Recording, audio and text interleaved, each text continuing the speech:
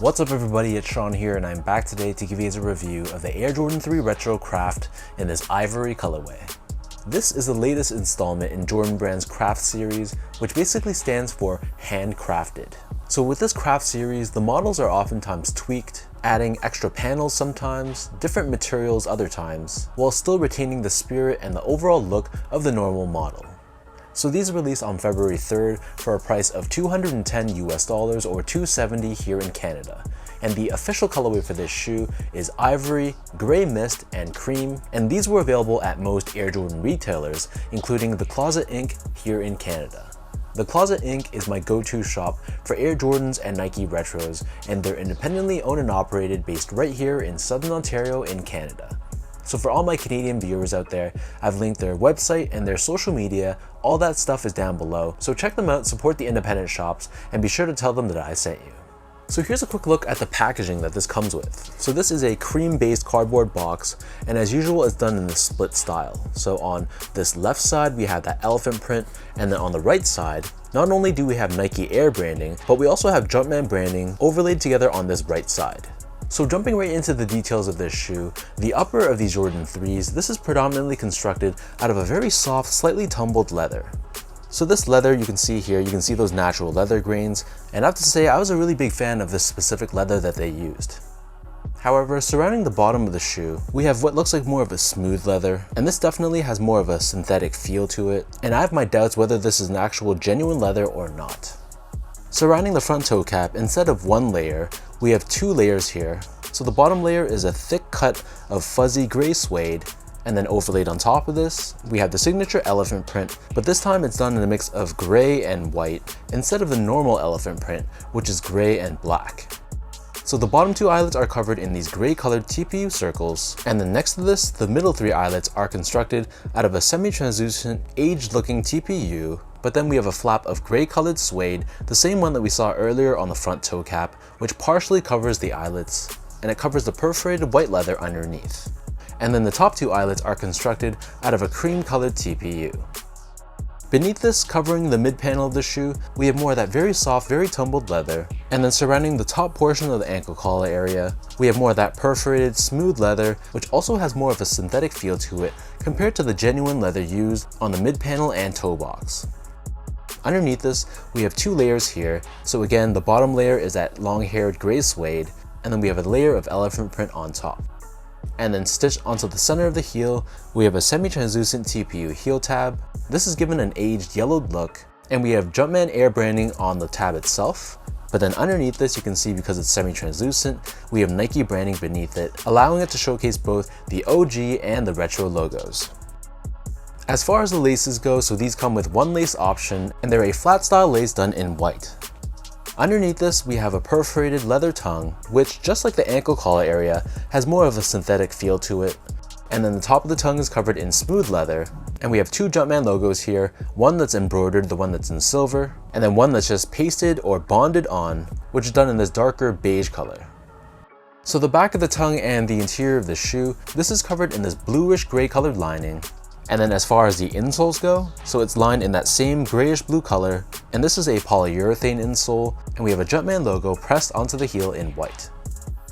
So the upper of these Jordan 3s sits atop a polyurethane foam midsole, which is painted in a mix of white and this cream color on the top of the back half of the midsole. Encased within this midsole, we have Nike Air technology, which is visible with this window on the heel. And then the outsole here, this is your classic Air Jordan 3 outsole. It's primarily constructed out of a semi-translucent cream or vintage looking rubber, so it has a bit of an aged look to it. And we have this large rubber pod in gray on the forefoot with a circular pivot point, along with white rubber found on the medial edge of the heel, and Jordan branding running down the center. So that breaks down the look and the construction of these Jordan 3 crafts. And for those wondering about sizing, to me these fit like most Air Jordan 3s, so I personally find going true to size is perfectly fine. My foot measures as a true size 10, slightly on the wider side. I wear a size 10 in almost all recent Air Jordan 3s, so that's what I went with this pair and it fit me perfectly. So if you're someone that usually goes up half a size for Jordan 3s, I'd go with the same size for this pair, but I feel like for the majority of people out there, just going with your actual measured foot size should be okay. Moving on to the comfort, so these feel like any other Air Jordan 3, which in my opinion at least is an extremely comfortable shoe as far as retro basketball or retro lifestyle sneakers go. So this shoe, for some reason, it just fits my feet really well. It has a decent amount of plushness to it, even though the technology within the shoe is pretty outdated, but I've always found Jordan 3s to be pretty comfortable for me. So for an everyday casual use shoe, it's going to be great. Just don't expect anything that's comparable to really comfortable modern sneakers. For example, like an Ultra Boost, or even other models like the New Balance 2002R. Obviously, those models are much more modern and they have a lot more tech within them, which makes them more comfortable. But again, for a retro 80s sneaker, I really love the Jordan 3. Finally, in terms of the quality and the craftsmanship on this shoe, so first off, the material quality I thought for the most part was really solid. I really like the leather that they use on the shoe, specifically this lightly tumbled leather along the upper, and I like the suede and the elephant print panels that they use as well. Like I mentioned earlier though, I wasn't crazy about this perforated smooth leather. This obviously has much more of a synthetic feel to it, but it wasn't terrible, and for the most part, the materials used on this shoe were pretty good. And from a build and craftsmanship standpoint, my pair was honestly pretty flawless. My left foot and the right foot were symmetrical, which is very important, and there were some minor issues with stitching, but nothing that a pair of scissors couldn't solve. And in terms of the paint job, it was really good, and there weren't too many glue stains along the midsole, so I have to say for a mass-produced Air Jordan 3, I was pretty happy with how these were in real life.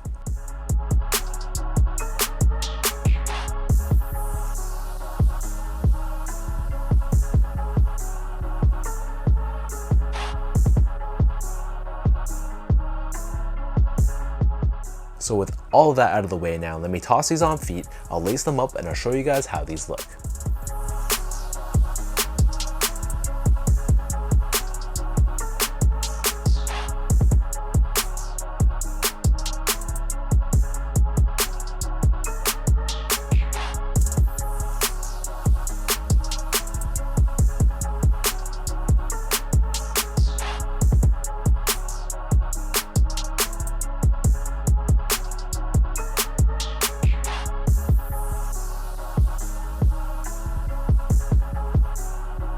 I'm a huge fan of this Jordan 3 craft. I really think it checks off a lot of the boxes that make sneakers popular these days.